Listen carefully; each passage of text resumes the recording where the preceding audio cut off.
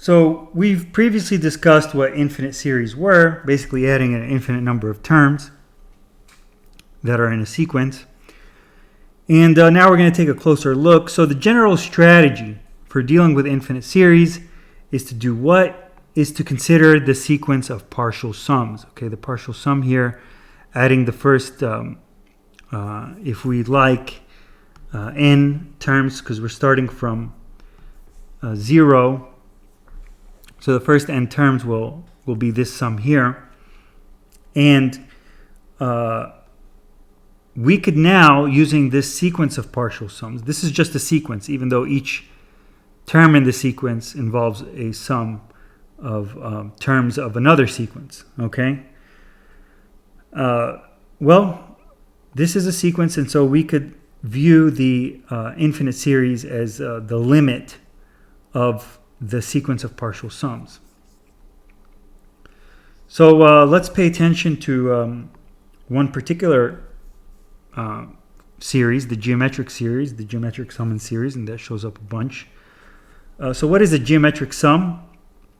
We have the nth partial sum of it is equal to, would have this form, so a plus a times r. You could see that you're starting with this value a and you're multiplying it by r up to n minus 1. Why n minus 1? Because there's a r0 there, and so this actually, there are n terms there, okay? Where we have a is not equal to 0 and r is the ratio. And we say a not equal to 0 because otherwise we get the trivial sum of 0.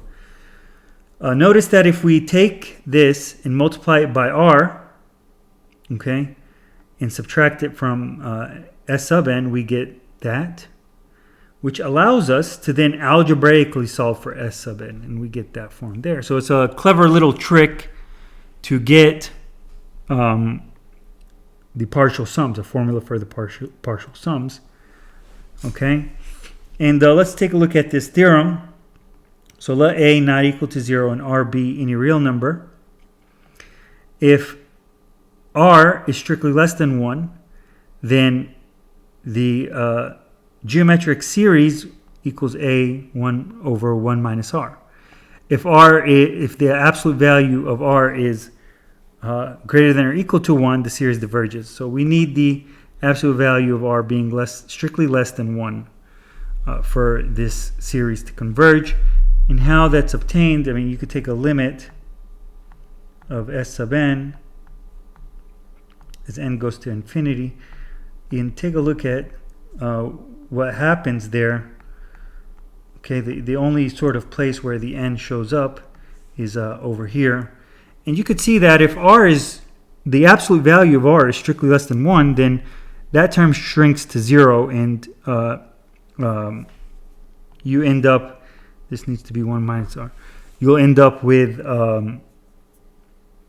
the result that you see in the theorem, okay?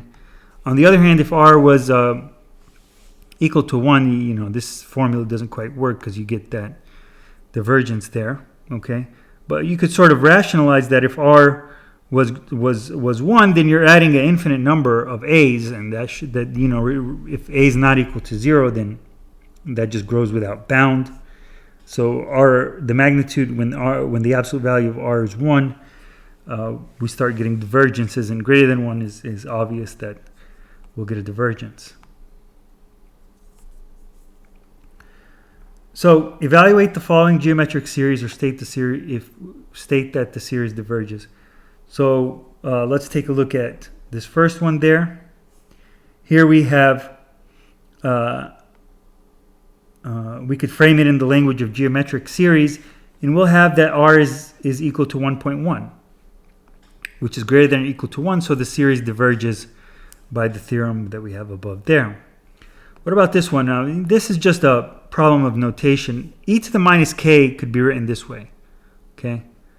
1 over e is e to the negative 1, and e is about 2.7, so this is strictly less than 1, and so we can use the theorem there, and we get, we plug in r is equal to 1 over e and a is 1, and we get that value there. What about this guy? Well, we got to be a little careful here because k starts at 2, okay? K starts at 2 over there. And so we need to be careful with how we choose our A. Okay, if I'm writing this out, okay, if I'm writing out this term, so we'll have 3 negative 0.75 squared plus 3 times negative 0.75 squared times negative 0.75, okay, plus dot dot dot, and you just keep multiplying each term by 0.75. So what we're actually doing, we could just take this term here to be a bulk of just A, okay? We could just set that term to be A, okay? And R to be 0.75, because the next term, I mean, what we're implicitly doing here is assuming that this is the R times 0 term, okay? That's what we're implicitly doing for that problem, okay? So we could treat this as sort of R to the power of 0, which is just 1, and then this is going to be R to the power 1, okay? The next term will have R squared, and so this is our A, this here, this is our A, okay? And this is our R, okay? That's going to be our R. And again, it's also clear over here how I wrote it out. So you'll treat this as A, treat this as A times R, treat this as A times R squared. Not R to the fourth, but R squared, okay? And so we'll take A is that, and R is negative 0.75, and put it in the formula and get this. Now, some of you may, just by looking at that form, wanted to have chosen A to equal 3 and R to be 0.7. You could do that, but you'll have to subtract out the K equals 0 and K equals 1 term. So if you did that, if you considered A, so if you had 3 up here instead of 3 times negative 0.75 squared, okay, if you do that, you're going to get that term, but then you got to subtract out. That's what you would get if you start at K equals 0. So you're going to have to subtract out a 3, because that's 3 times negative 0.75 raised to the power 0. And then you're going to have to subtract out a negative 3 times negative 0.75, which means adding 3 times 0.75. So that's what would happen. You got to be careful, because this is starting at K equals 0, whereas this one was starting at K equals 2. Or you could just avoid that whole complication by just brushing the first term under the rug of A and then treating the subsequent terms as multiple R, okay, of that A, which is the sort of easier route.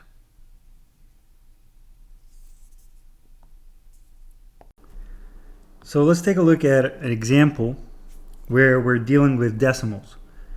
So here we have the number 0.035, where the 35 is repeated on and on and on. We want to express this as a geometric series and express its value as a fraction. Okay, so how do we do that? Well, first order of business is to get rid of that 1. Okay, just separate out 1 from the rest of it. Okay, because we're not going to be doing products with 1. So we're going to take out the 1 and then just deal with the decimal. Okay, so it's a good idea to set your first term to A, okay? And then notice that each subsequent term, you get an additional 2 zeros. So that's the same as multiplying by 0.01, okay? And so we, just looking at this and leaving aside the 1, can express this sum here as a geometric series with A equal to 0.035 and R equal to 0.01. So again, separating out that 1, and we know what the sum of the geometric series will be. We have a formula for that, A over 1 minus R. Our A is 0.035 and our R is 0.01. And so we'll get 1 plus the sum of the geometric series, 35 over 990. And that's if we get the common denominator there, we'll have 205 over 198. So that's yet another application of geometric series. So let's also take a look at what's called telescoping series, okay? And these are pretty neat tricks where you get some cancellations, and you could basically get a formula for the sequence of partial sums. Okay, that's the goal here. And so we want to evaluate the following series. It's best to learn this concept with application. So take a look at A, and let's make some observations about it. You have a term here with a 1 over k. You have the you're subtracting out a term with 1 over k plus 1. Maybe as you add more and more terms, you could get cancellations, okay? And you do. So let's look at the partial fraction, okay? The partial sum. It doesn't make sense to sum this to infinity at the beginning. We want to take the limit of the partial sums. So if I sum to the first n terms, okay, how does that look when I'm summing, these terms here? Well, for k equals 1, I get this over here because 1 plus 1 is 2, okay? Then the next term is here, and on until I get to this final term with n. That's the first n terms. Now notice that this cosine 1/2 will cancel with that. A cosine 1/3 here will cancel with a plus cosine 1/3 in the next term, okay? And on and on and on. So I could regroup the terms and actually get these cancellations, okay? And what survives if I add the first n terms is this this term right here, okay? So if I want the infinite series, I'm just going to take the limit as n goes to infinity of the partial sums. And so that's what I'll do here. I'll take the limit as n goes to infinity of the partial sums. I have a formula for the partial sums. Again, the partial sum is summing a finite number of terms. And as n goes to infinity of cosine of 1 over n plus 1, well, that's just going to 0. And so I get cosine 1 minus cosine 0, which is 1. And that's about negative 0.46. Okay? What's important here is to get an expression for the partial sums in terms of n, and we do. And the rest is just taking the limit. Okay? So that's what telescoping allows us. If we get cancellations, then it'll help us to get that partial, to get an explicit formula for the sequence of partial sums. Well, let's take a look at B. Okay, in B, now, it's a little tricky. It's not like this where you had that explicit, you get a k plus 1 and minus sign, you could sort of predict here that cancellations were happening. Here, this looks a little different, okay? And we're starting at k equals 3, okay? And we want to get a formula for the first n terms. If we start with k equals 3, then we're going to have to, for n terms, we're going to have to sum from k equals 3 to k equals n plus 2. That's a little awkward, so what we'll do is re-index, okay? We'll change variables from k to j, and j is equal to k minus 2. And all that allows us to do is start with j equals 1. So j equals 1 corresponds to k equals 3, okay? J equals 1 corresponds to k equals 3. So 3 minus 2 and j would be 1. So it allows us to sum from 1 there. Okay. And now I do got to change the variables. So k minus 2 is j. And so that's where that j comes from. And then k minus 1, well, it's 1 plus that. And so that's where the j plus 1 comes. Okay. Now, once I do change variables, this is just a dummy variable at that point. I could change it back to k, I could change it to L, I could change it to the Greek letter alpha. It doesn't matter. Okay, so I changed it back to k. So this is the sum that we're working with once we re-index, once we change and start summing from 1. Okay, we get the same thing. And again, looking at that, doesn't really seem obvious that you'll get any cancellations. There's certainly no difference, but what is a, you do have that k and that k plus 1. What if we use partial fractions, okay? And we did need some insight to sort of predict that, but it's worth a try because you do have that k and then the subsequent term, and maybe you could get a minus sign there and get some cancellation, and you do. If you do the partial fraction decomposition of this, you'll get that a needs to be 1 and b needs to be minus 1. And so the first n terms of 1 over k times k plus 1 could be framed in this language here, where you'll have 1 over k minus 1 over k plus 1. Okay, this is equal to that. And now this, it is obvious that you get cancellation. So you'll telescope it out. Here's your first term, 1 over 1 minus 1 over 1 plus 1. Okay, then your next term is going to be 1 over 2 minus 1 over 2 plus 1, or 1/3. And notice that you're going to start getting cancellations between some of the intermediate values there. So you get all these cancellations and you end up with that explicit formula for the partial sum, and that's awesome. Okay, once we have an explicit formula, next is just taking the limit. Okay, and so summing these infinite terms is the same as taking the limit as n goes to infinity of the partial sum. And that's there, right? You'll get 1 minus 1 over n plus 1. You get 1 at the end.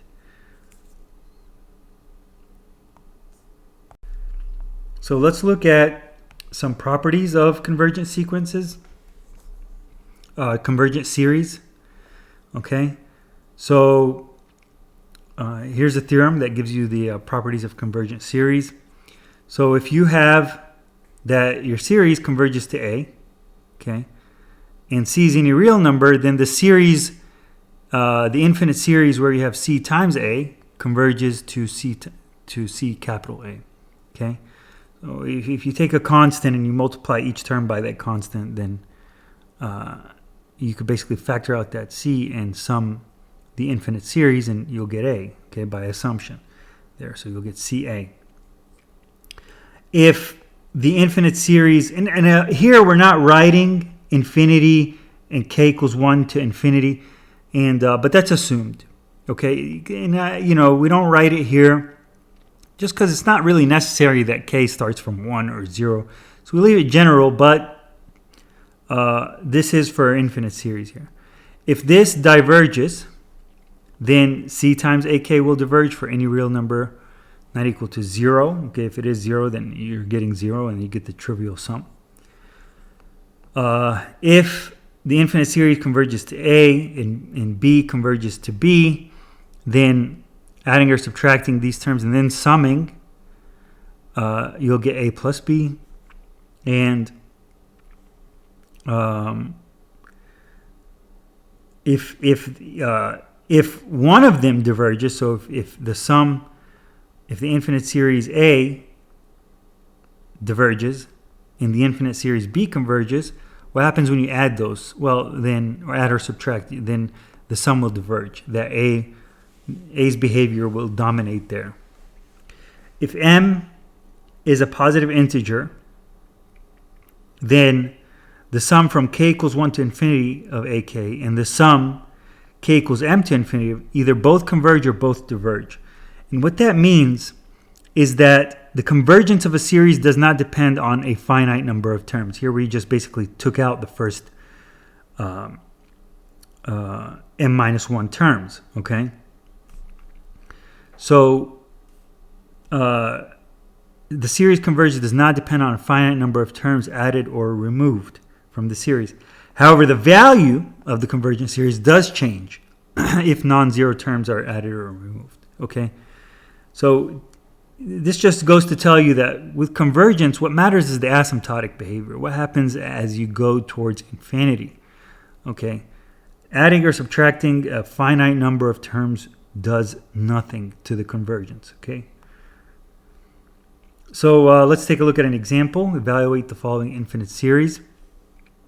So for A, we're going to take advantage of this property of addition, okay? And basically the sum commutes with the subtraction. Okay, so you could, instead of looking at this as just one term, you could break it up, and now you're looking at two different series. And here you have a geometric series, but be careful, you start at k equals 2, so your first term, a, is going to be 1/9, and then your r is 1/3. Okay, and again, that's because we're starting at k equals 2. And here's something similar happens, except now you have 3 raised to the power of 4. And actually, this was a typo. We should have that this is a 1 there, okay? So that right there is 1. And that would then work out to, so you'll get 3 raised to the power of 3, which is 27, okay? So that should have been a 1, and you'll get 1 over 27. Okay, what about b? Well, we use similar tricks here. 2/3, taking r to be 2/3 here, we will get a geometric series.